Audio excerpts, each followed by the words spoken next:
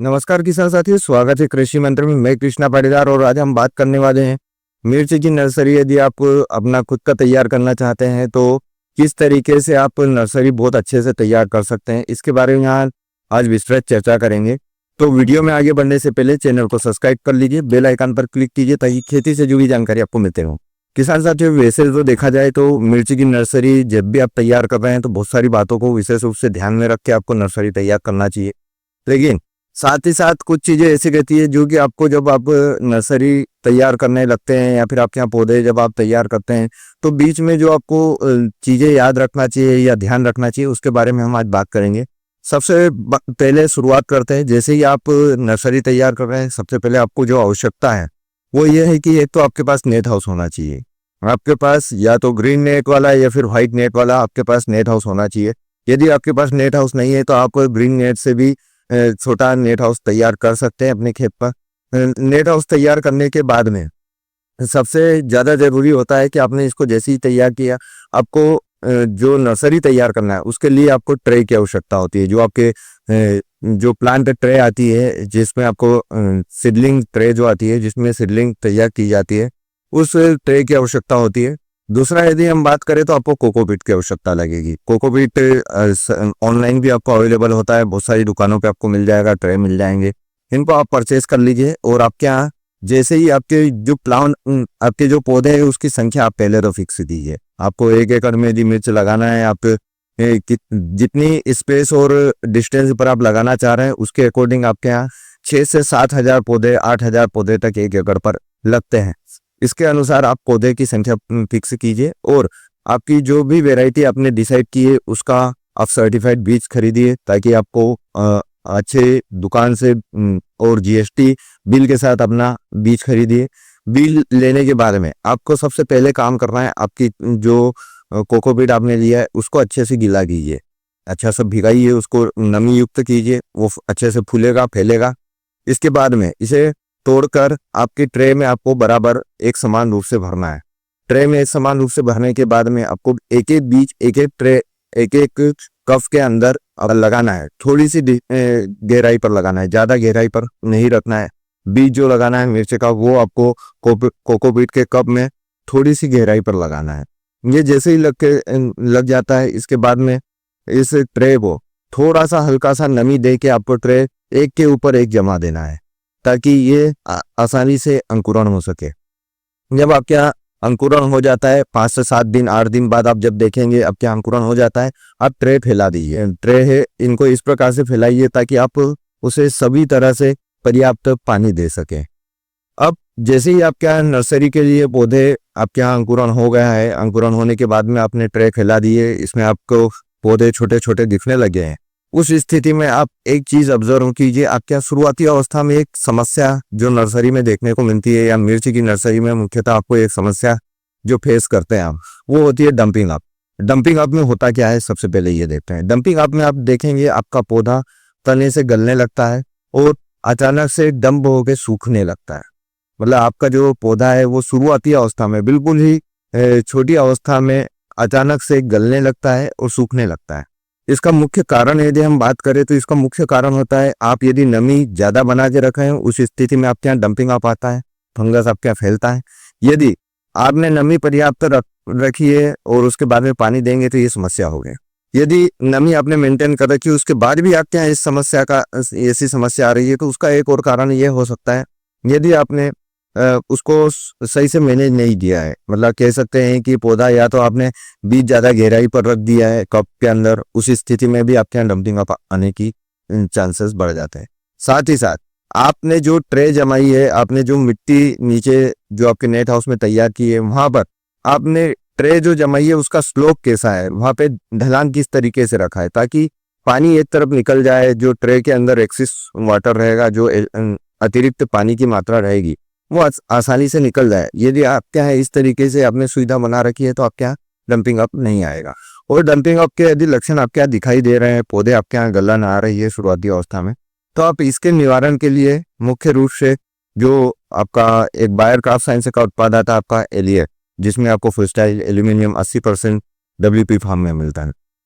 इसकी आप 20 ग्राम मात्रा को प्रति पंप 15 लीटर के पंप में मिलाकर स्प्रे करवा दीजिए। स्प्रे करवाने में विशेष रूप से आपको ध्यान रखना है, आपको बड़े फव्वारे वाले नोजल का उपयोग करना है ताकि बूंद के रूप में पौधे को ये फंगिसाइड असर कर सके। इस तरीके से आप यदि इसका स्प्रे करेंगे तो भी आपके यहाँ डंपिंग आप रुक जाएगा। यदि आपके यहाँ एरिएट उपलब्ध नहीं है तो आप थायोफिनेट मिथाइल 70% WB जो कि आपको बायोस्टेट का रोको नाम से मिल जाएगा, या फिर अन्य कंपनियों के भी बहुत सारे नाम से अलग अलग यह उत्पाद मिलता है, इसका भी आप उपयोग कर सकते हैं। इसकी भी आपको 20 ग्राम मात्रा का उपयोग करना है 15 लीटर पानी में मिलाकर स्प्रे करना।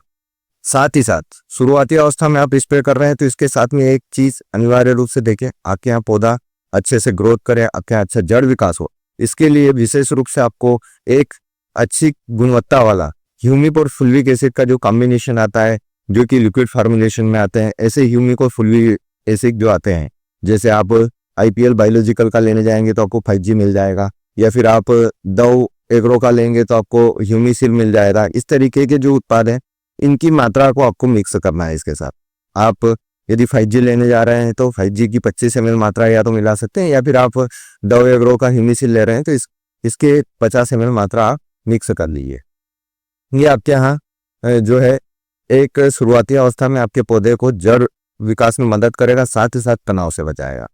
दूसरा, इसके साथ में एक चीज और मिक्स कीजिए। शुरुआती अवस्था है, आपको अच्छी ग्रोथ चाहिए तो इस समय पौधे को एक समान रूप से NPK की मात्रा चाहिए। आप यहाँ पर उपयोग कीजिए या तो आपका NPK 19-19-19 या फिर NPK 20-20-20, उनमें से किसी भी एक ग्रेड का उपयोग कीजिए स्प्रे। इस तरीके से आप एक पहला स्प्रे भरेंगे और अपनी नर्सरी में स्प्रे करवा दीजिए। ये आपके यहाँ डंपिंग आप शुरुआती अच्छे ग्रोथ और साथ ही साथ आपके पौधे को एक समान रूप से न्यूट्रिएंट की उपलब्धता करवाएगा। किसान साथियों, जैसे ही आपके यहाँ पौधा थोड़ा सा बढ़ने लगता है, आपके यहाँ अच्छा पौधा बनने लगता है, अच्छे से पत्ते निकलने लगते हैं, 2 से 4, 6, 8 पत्तियां जब निकलने लगती है, उस समय यदि आपके यहाँ थ्रिप्स, मकड़ी या इस प्रकार के कोई लक्षण आपको दिखाई दे रहा है, जैसे आपके यहाँ पत्ते यदि नीचे की तरफ झुक रहे हैं उसमें मकड़ी के लक्षण है, आपके यहाँ पत्ते यदि ऊपर की तरफ सिकुड़ रहे हैं तो वो थ्रिप्स के लक्षण है।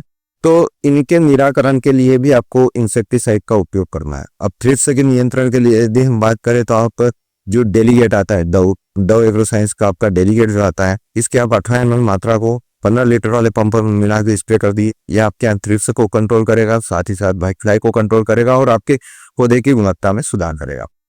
इसके अतिरिक्त और दूसरा इंसेक्ट यदि हम देखें तो इसमें जो मेजर होता है वो होता है आपका मकड़ी। यदि माइट्स के भी आपको लक्षण दिख रहे हैं तो शुरुआती अवस्था में आप जो एक सेल कंटेंट वाले जो आपके मकड़ी नाशक आते हैं इनका उपयोग कर सकते हैं। जैसे आप या तो उपयोग कर सकते हैं बायो क्राफ्ट साइंस का मॉनिटर एनर्जी, इसमें आपको थ्रिप्स और मकड़ी दोनों कवर हो जाएगा, साथ ही साथ व्हाइट फ्लाई को भी नियंत्रित करेगा।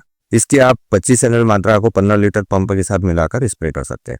तो आप थ्रिप्स और मकड़ी के नियंत्रण के लिए भी विशेष रूप से ध्यान रखें। जब भी आपके यहाँ थोड़े से भी लक्षण यदि थ्रिप्स और मकड़ी के दिख रहे हैं नर्सरी वाली अवस्था में, आप उसको वहीं पर नियंत्रण करने के लिए शुरुआती अवस्था के अनुसार जो ऐसे केमिकल है जो कि नुकसान नहीं करते हैं या फिर ज्यादा गर्मी में भी आसानी से कारगर होते हैं, ऐसे जो है आप कीटनाशक का उपयोग कर रहे, ये आपके यहाँ शुरुआती कीटनाशक के लिए हो जाए।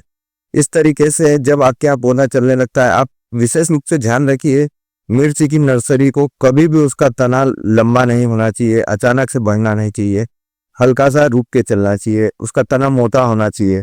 तो इसके लिए आपको पर्टिकुलर ध्यान में रखना है। यदि आपके यहाँ पौधा सीधी ग्रोथ कर रहा है तो उसको आपको थोड़ा सा PGR दे के या फिर कोई सा फंगीसाइड जो कि थोड़ा सा PGR का काम करता है, जैसे आप बात करें तो टीरिट जो आता है क्रिस्टल का, इसका उपयोग आप कर सकते हैं। ये फंगीसाइड का भी काम करेगा, साथ ही साथ आपके पौधे को थोड़ा सा ग्रोथ को भी रोकेगा, जिससे आपका पौधा बहुत अच्छे से तना जो है मोटा होके चलेगा। साथ ही साथ आप इस समय थोड़ा सा लिक्विड कैल्शियम की मात्रा का उपयोग कीजिए, थोड़े से लिक्विड कैल्शियम की मात्रा लीजिए, इसको आप स्प्रे में उपयोग कीजिए। ये आपके यहाँ जो है जो आपका पौधा है उसके तने को मजबूत बनाएगा। इसके साथ में आपको फास्फोरस वाली ग्रेड का उपयोग करना है, कोई सी भी जिसमें ज्यादा फास्फोरस हो ऐसी कोई सी भी ग्रेड का NPK में या फिर फास्फोरस विस्फीड वाली जो ग्रेड आती है इनका आप उपयोग कीजिए। ये आपके यहाँ जो है ब्रांचिंग में मदद करेगा, आपका पौधा शुरू से ही ब्रांच लेके चलेगा, आपका पौधा फैल के चलेगा। आपका पौधा जो है मिर्च का वो अच्छे से फैल के चलता है तो ज्यादा अच्छा है, क्योंकि खड़ा चला हुआ पौधा आपका सीधी हाइट ले लेता है और उसमें ब्रांचेस कम निकलती है, उस स्थिति में आपके उत्पादन पर इफेक्ट पड़ता है। किसान साथी, ये जो नर्सरी तैयार करने में इन चीज़ों का विशेष रूप से आप ध्यान रखिए। साथ ही साथ जैसे हमने बात की, आपके यहाँ यदि ज़्यादा ओवर ग्रोथ हो रही है तो आप कोई सा पीजीआर भी उपयोग कर सकते हैं। जैसे आपका जो पेक्लोब्यूटाजोल आता है 40%, आपको ताबुली नाम से मिलता है, इसका भी उपयोग आप कर सकते हैं। कि आपके यहाँ सीधी ग्रोथ ज़्यादा चल रही है तो इसका उपयोग आप स्प्रे में कर लीजिए, तो आपके यहाँ जो है ग्रोथ थोड़ी सी रुक जाएगी और आपका पौधा फैल के चलने लगेगा। किसान साथियों, जब 32 से 32 दिन पे आपके यहाँ जो है मिर्ची की नर्सरी तैयार होने को जा रही है, जब आपकी स्टेज आ रही है, इस समय आप देखेंगे आपके यहाँ जो है अच्छा जड़ ग्रोथ होना चाहिए। उसमें आप निकाल के देखिए, बीच में चेक करते रहिए, आपका कप निकाल के देखिए उसमें जड़ अच्छी चल रही है या नहीं, रूट का डेवलपमेंट अच्छा हो रहा है या नहीं। यदि रूट का डेवलपमेंट बीच में आपको लग रहा है कि अच्छा नहीं हो रहा है, तो रूट डेवलपमेंट के लिए आपको पर्टिकुलर काम कीजिए। उसमें कोई सा भी ह्यूमिक एसिड है, फुलिक एसिड है, इस टाइप की चीजें आप स्प्रे के माध्यम से दे दीजिए। अब हम बात करते हैं, जब आपकी नर्सरी तैयार हो गई है, आपकी नर्सरी 35 दिन की हो गई है, आप उसको निकालने जा रहे हैं या फिर उसको आप लगाना चाह रहे हैं, तो विशेष रूप से आपको ध्यान रखना है कि जब भी आपके यहाँ आप पौधे लगाने की, जैसे आपने समय जो फिक्स किया है, जो दिन फिक्स किया है, उससे कुछ समय पहले आप नर्सरी से पौधे बाहर लाइए, उनको छांव में रखिए कुछ समय के लिए। और नर्सरी बाहर लाने के बाद, छांव में रखने के बाद में, जैसे ही आप बाहर ला रहे हैं नेट हाउस से, जैसे ही आप बाहर ला रहे हैं पौधे, तो आप विशेष रूप से ध्यान रखिए कि इस समय भी एक इंसेक्टिसाइड का उपयोग कीजिए। जैसे आप या तो डेलीगेट का ही उपयोग कर सकते हैं। डेलीगेट आप 20 ml प्रति लीजिए और इसको नर्सरी से पौधा जब आप बाहर लगाने जा रहे हैं उसके पहले ट्रे पर स्प्रे करवा दीजिए, ताकि आपका जो कफ है वो भी आसानी से निकलेगा, थोड़ी सी नमी बन जाएगी और आपका जो पौधा है वो कीटों से भी सुरक्षित होगा। किसान साथियों, ये एक नॉर्मल सी जानकारी है, यदि आप इसको फॉलो करते हैं तो आपकी नर्सरी बहुत अच्छे से तैयार हो सकती है। आपकी मिर्ची की नर्सरी आपको बहुत अच्छी मिल सकती है। विशेष रूप से ध्यान रखिए, मिर्ची की नर्सरी में आपको इंस्पेक्शन कंटिन्यू करते रहना है। किसी प्रकार की कोई बीमारी आ रही है, कोई कीट आ रहे हैं, तो उसके अनुसार आपको उसका ट्रीटमेंट करते रहना। किसान साथियों, वीडियो अच्छा लगे तो अपने अन्य किसान मित्रों के साथ शेयर कीजिए। और यदि आपकी फसल में किसी प्रकार से कोई समस्या आ रही है तो आप इसके समाधान के लिए हमारे व्हाट्सएप ग्रुप से जुड़िए और आपकी जो भी समस्या हमें भेज दीजिए, हम उसको उसी समाधान आपको धन्यवाद।